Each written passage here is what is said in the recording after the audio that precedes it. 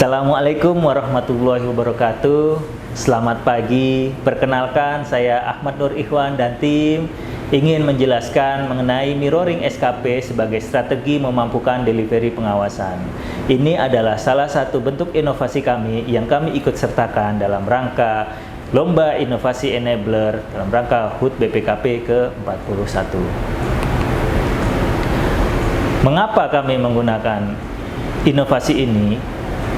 Yaitu salah satu alasannya adalah karena adanya arahan Kepala BPKP yang disampaikan pada saat rapat kerja BPKP tahun 2023 kemarin, di mana beliau memberikan suatu atensi atas isu pengawasan, yaitu hasil pengawasan masih berada pada level operasional sehingga sulit untuk dieskalasi menjadi laporan strategis. Arahan beliau ada salah satu urgensi pembenahan enabler yang perlu dilakukan, yaitu harus adanya kejelasan indikator dan target kinerja dalam manajemen kinerja.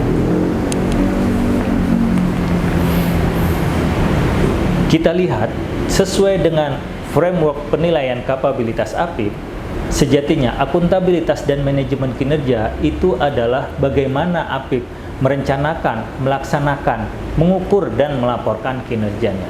SKP sebagai salah satu alat itu adalah digunakan untuk merencanakan dan mengukur kinerja, sehingga dengan SKP yang baik itu akan menghasilkan delivery yang baik. Kondisi dan gap yang ada selama ini di perwakilan BPKP Provinsi Kalimantan Barat, yaitu sasaran kinerja pegawai, tingkat kepala perwakilan, dan koordinator pengawasan itu sudah berisi indikator yang sifatnya strategis. Sedangkan sasaran kinerja pegawai, auditor, yang dalnis, ketua tim, anggota tim itu berisi indikator yang sifatnya operasional. Yang kedua, hasil kinerja pegawai itu bisa mencapai 100%. Namun, kinerja unit itu bisa di bawah 100%. Dan yang ketiga, perkin unit itu mungkin tercapai, namun kualitas hasil pengawasannya belum memuaskan. Sekarang, apa sih mirroring SKP itu sendiri? Mirroring sasaran kinerja pegawai atau SKP adalah suatu strategi atau pendekatan dalam perencanaan kinerja yang secara langsung menurunkan indikator yang ada pada pimpinan kepada seluruh pegawai, sehingga pencapaian hasil kerja pegawai akan merefleksikan dan berkontribusi langsung pada pencapaian hasil kerja pimpinan. Nah, bagaimana kami kemarin merumuskan mirroring SKP ini? Pertama, setelah kepala perwakilan mendapatkan tapkin dari pusat, itu kami melakukan dialog kinerja yang melibatkan seluruh pegawai, bukan cuma Korwas dan kepala bagian umum, tapi seluruh pegawai.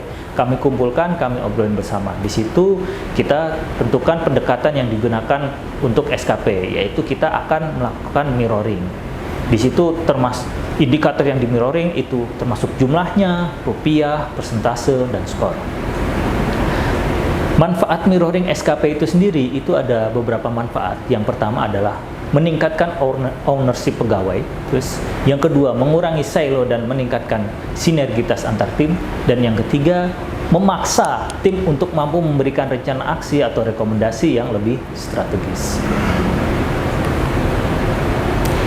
Di sini saya akan menceritakan sedikit bagaimana kami melakukan mirroring SKP kemarin. Jadi, kepala perwakilan kami itu mendapatkan perjanjian kinerja tahun 2024 sebanyak 7 sasaran kegiatan dengan 33 indikator kinerja. Ketujuh sasaran dan 33 indikator kinerja tersebut dibagi, dimirror kepada 5 Korwas dan 1 Kagum sesuai dengan tupoksinya masing-masing. Di sini saya ambil contoh di Koordinator Pengawasan Bidang P3A. Koordinator Pengawasan Bidang P3A ini dia mengampu beberapa indikator Kaper secara langsung, memirror secara langsung indikator ke Kaper. Di Korwas P3A di sini dia mengampu 3 sasaran dan 6 indikator yang ada di Kaper.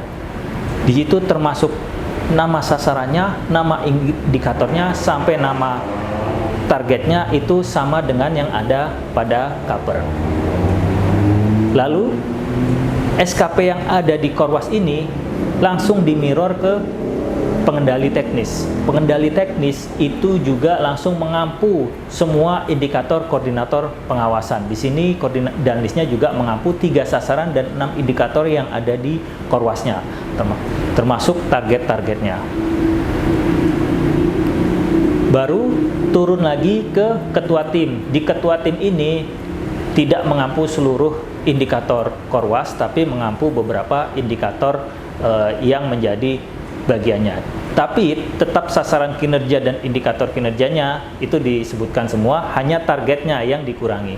Kalau di sini dicontohkan, untuk ketua tim ini dia ada satu target yang tidak masuk, yaitu jumlah APIP provinsi dengan kapabilitas di atas level 3. Masuk ke anggota tim, ini sama dengan ketua tim. Dia mengampu sasaran dan indikator yang sama, tapi targetnya berbeda. Seperti itu. Jadi di mirroring dari mulai Kaper, Korwas, Dalnis, ketua tim, anggota tim, itu sasaran kinerja dan indikator kinerjanya sama. Tapi ketika ada turun dari Kaper ke Korwas, itu mungkin target kinerjanya yang berbeda, terus Korwas ke Dalnis itu sama, Dalnis ke ketua tim targetnya berbeda, terus anggota tim juga berbeda. Tapi sasaran dan indikator kinerjanya sama. Itulah substansinya dari mirroring SKP. Lalu apa sih dampak dari mirroring SKP ini? Dalam triwulan pertama tahun 2024 ini sudah ada dampak yang kami rasakan dari mirroring SKP ini, yaitu hasil penilaian dari MKOT untuk kontributor D2 pada triwulan 1, perwakilan Kalimantan Barat mendapatkan 2 kategori terbaik serta tidak masuk kategori terendah dan perlu perbaikan. Di sini ada 2 kategori, yaitu terkait kesehatan dan juga obat publik, yang menempatkan Kalimantan Barat sebagai kontributor terbaik. Di situ berarti dampak mirroring SKP yang pertama adalah dapat meningkatkan delivery pengawasan.